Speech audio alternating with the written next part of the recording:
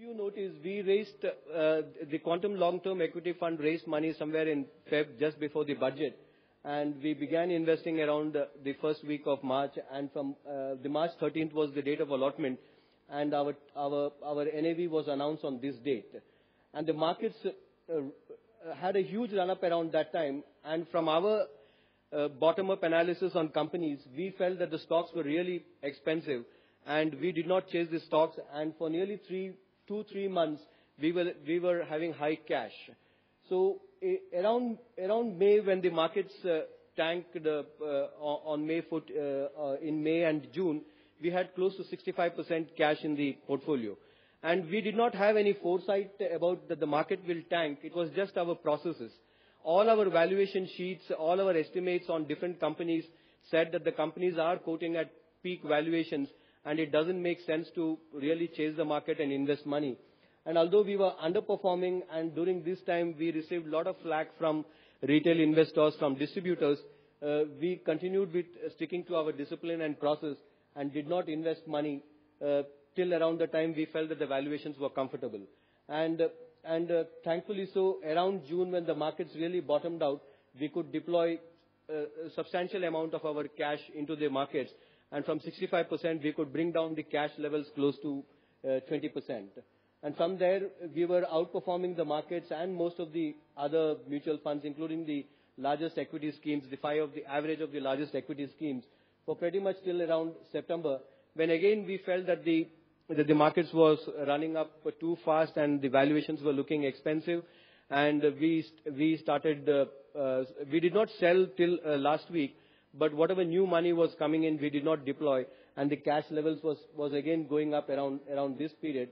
And as you can see, we have again begun to underperform a bit to the index, and maybe match or slightly underperform the other mutual funds. What this depicts is that it's very, very important to have a process. If you don't have a process, most likely the fund manager would be tempted to invest all the money around this time. He will go till here, and if he doesn't have again any view on valuations, he may face the severe crash which happened in the market. So we like to follow this process of understanding companies and really understanding the valuations, and not just chase or invest for the sake of investing. As I said, this was supposed to happen over 2-3 years, but in our case, because of the way the markets behaved, we could show our process in a relatively short period of time. And at Quantum, we continue to believe in this process, and we will continue to use cash as a natural hedge in case the markets become too expensive. Traditional fund, by paying commissions, is actually eating away a lot of your returns. And by investing in a low-cost fund, or depending on your time horizon, the excess return which you get could be, at the end of 20 years, as high as 138,000 for every 100,000 you have invested. And that means that's like close to 138% of your investment. So this has a huge impact. So when you pay that 4% or 5%, please be aware that you are paying large chunks of money to the distributor, and its impact on your terminal wealth is pretty high. Like as my colleague Ajit says, for every 100,000 over a 20-year time frame, you are literally giving away a Maruti car to the distributor by giving away that 138,000 or 140,000 rupees to the distributor. So please be aware that when you invest in a fund, also take a look seriously at the cost of the fund, at the cost which they incur for managing the fund. What's our advice to you? What's the bottom line from this presentation?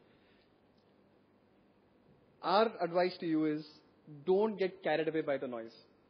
Don't make an investment decision depending on what the television channel is telling you, what the newspapers are telling you.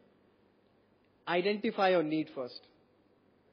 Before you commit a single rupee to any investment, know the reason for which you're investing that money. You want to invest it for your retirement? Be clear. You want to invest it for your child's education? Be clear. You want to invest it for speculation? You be clear about that. Once your need is clear, then you decide how to achieve that need. There's a process for it. The process by which you will achieve the need throws you a number on how much you should invest. And for that, you need to have an asset allocation. You cannot say that I want to plan for my retirement. Commodities are hot. I'm putting all my money in commodities. You can't do that. Or the stock markets are hot. I'll put all my money in stock markets. No. You have to have an asset allocation for your assets, focused for each individual need that you have. That's actually still not the most difficult part. The most difficult part is being disciplined to that asset allocation. A lot of people come to us and, of course, the thousands of people we deal with, and a lot of them do their retirement planning with us. And we tell them that, okay, your retirement's 20 years from now. We'd like to tell you upfront, between now and 10 years, or maybe 15 years, or maybe 5 years, I don't know when, there'll be one very, very solid bear market. And people will come to you and tell you, sell your stocks, there's no future. Or as someone told Ajit once, equities are dead. That's the time you have to remain disciplined. How you have to evaluate portfolios which are geared to a real need is not by what the stock market index has returned. You have to evaluate against your plan. Your plan assumed that you will invest so much rupees every year. Over a period of time, it will return so much every year. That return is what you have to meet. Going and doubling your money in the markets today and losing half of it next year doesn't serve any purpose. You're back to square one.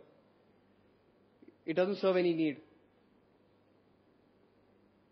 But if your need is real, it's retirement, it's education, it's seed capital for your child's business, you can actually plan for it and move ahead in that direction. And what that will do, if you are disciplined in that approach, you will automatically turn off all the noise out there. You will not, like Ajit told us very recently, next time the markets hit 15,000, you will not dance on the table. And if the markets fall by 1,000, 2,000 points, you will not go and jump in the sea. I don't know whether there's a sea here, but whatever. Stay focused on your need. Stay disciplined to the asset allocation that is required for achieving that need.